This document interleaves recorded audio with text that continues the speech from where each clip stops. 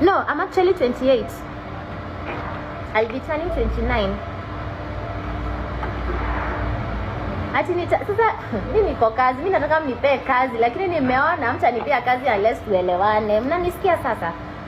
So mimi nikaanza kujua Talisha, and then so I casually asked him, let me ask, Tim is telling me that you actually have a kid, like you had an accident. So he tells me the story, and then he's very shy and silent, like says hata ndio anaongeanga. He never used to talk.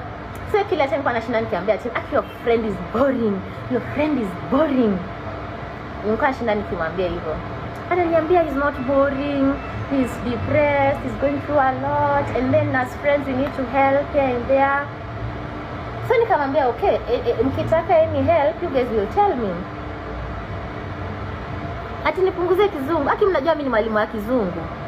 So akaniambia we need help. So the first time I remember that I came in contact with Talisha, by the way, ilikuwa Thanksgiving yake fulani, and then Tim comes and tells me, we are doing this and we have no clue how to do balloons. So tumekuona na tu balloons mahali, you can help.